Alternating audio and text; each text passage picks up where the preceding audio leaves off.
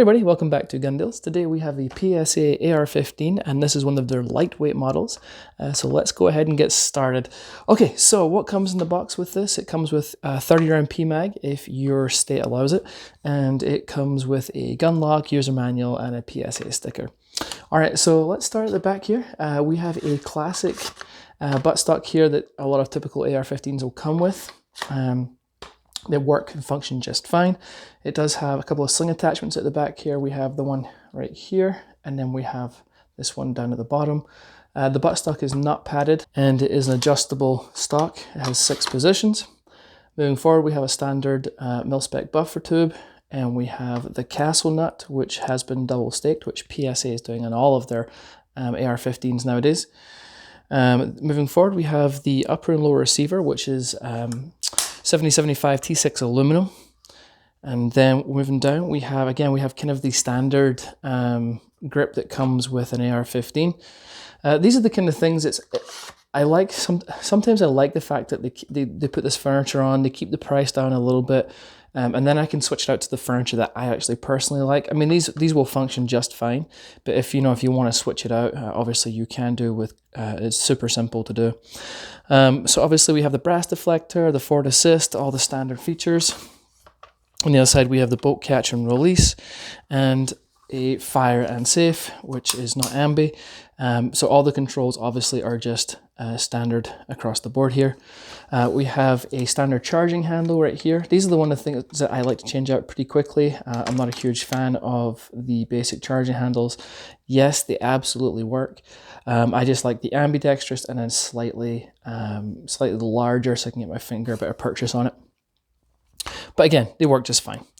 Moving down, we have a mil-spec trigger. We'll go over that in just a little bit more detail when we change the camera angle.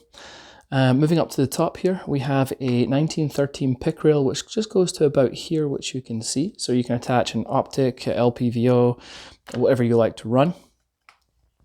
One of the big features that makes us so lightweight is the rail here. So as you can see, as I said, the 1913 pick rail stops right here and doesn't come back until the top here, so you can attach a front iron sight or whatever you like to. But you can see it's been cut off, and then it's been cut out here to lighten up. It's cut out here, and it's really aggressively cut out. It's almost like skeletonized to make this this handguard a lot lighter. It's a really cool handguard. It does have M-LOK positions on the, I mean, technically this would be M-LOK at the top here, but this is M-LOK at the 3, 6, and 9 o'clock position, and as I say, up here too. Very cool rail. I do like that a lot. Very, very, very cool. And even at the back here, you can see they've done some more cutouts on either side and below to really help lighten that up.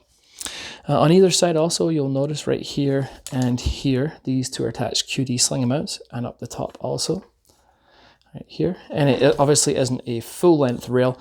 It does stop right here. The barrel is a PSA's 1-in-7 twist. It's a nitrided finish, and their barrels are made in house. Their barrels are good. I've had no issues. And then we have an A2 birdcage at the front here. These work really, really well also.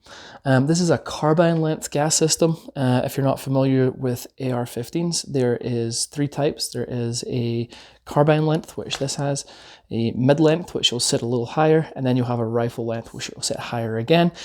Typically, I mean, all of them work perfectly well. They're all proven, it just depends on what you like. Carbine length tends to be just a little bit snappier than, say, a mid-length, and then a rifle length, again, is even smoother than the mid-length.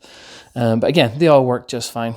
No problems whatsoever. You do have a little PSA logo stamped up here, and obviously you have the logo stamped here also. So the trigger guard, I'm not a huge fan of straight trigger guards. I prefer the curved. It just gives me a little more room in there, especially in the wintertime if you're wearing gloves or something like that. Just a personal preference. Again, they work just fine. Just something I like to change out. The mag wheel is slightly flared to make it easier for the mag insertion, like so. And so, yeah, all right. I think we've pretty much covered everything on the outside. So I'm going to change the camera angle. I'll put this down. We'll go over the trigger and the internals, and I'll be right back with you. All right, so we changed the camera angle. This is a lot better to show you guys. Let me just eject that magazine again. So what we're going to do first of all, before we take this down and show you the internals, let's go over the trigger. So let's put that on fire. It is a standard mil-spec trigger, so it's nothing to write home about. Yes, they work perfectly fine, but again, it's nothing amazing. But let's just see what we get here. Just a little bit of take up, and then right at the wall. Actually, that was kind of nice, considering it's mil-spec. Very, very little to no take up. The brake was pretty clean and crisp. Let's do the let out here. A little bit of let out. Very tactile and audible. Brake. Actually, for mil-spec, it's not bad. All right, so we're going to use our Wheeler trigger scale here, and let's see what we get.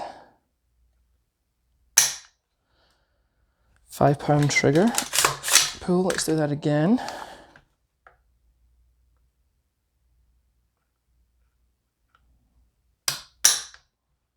At 4.5 pounds. One more time.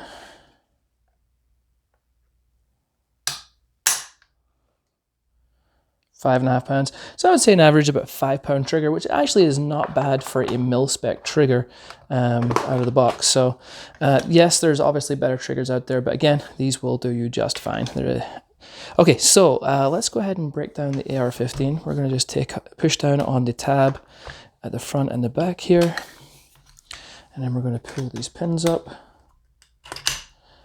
and then we'll take it apart. So obviously this is your fire control group. The fit and finish is excellent. It is a little dirty because I was shooting this earlier. But yeah, everything looks good in there. Okay, so this is the bolt carrier grip. And this is the standard OEM charging handle. As I say, I'm not a big fan of these. I do typically switch them out pretty quickly. This is your bolt carrier grip. This is the heart of the gun. So let's have a look here. The staking on the gas key looks excellent. The fit and finish is really nice. As you can see, everything looks good. Very good. And it's this is obviously a non-branded logo, but it is a PSA bolt carrier grip. And the buffer is a standard H2 buffer and spring. Again, you can, some of the things I like to do, just little things when I get an AR, is I like to actually switch out, especially that spring. You can hear it. It's a noisy, annoying spring. I like to switch that out to, personally I like to switch out to a damaged industry spring. They're only like, if they're on sale, they're about $6. If they're not, they're about $10. It's a really cheap upgrade, but it really does take some of that annoying, twangy, scratchy noise away. It's just, again, it's a cheap upgrade, and it's I think it's well worth it. All right, so let's go over shooting. Shooting was great. I had no problems whatsoever. I was shooting some American Eagle and Wolf, just both 55 grain through it. No hiccups at all. Everything worked just great. Definitely, PSA makes just some really good quality guns at really good prices. The fit and finish on this is excellent. Firing has been good. I've had, as I say, it ran everything just fine. It comes with a lifetime warranty from PSA, which also is really nice. Let's talk about price. To get the best price on this firearm, scroll down to the description, select the UPC code there, and then enter it into Google and search. And then look for the gun deals link, which is at the top here. Click on that. That will take you to our website.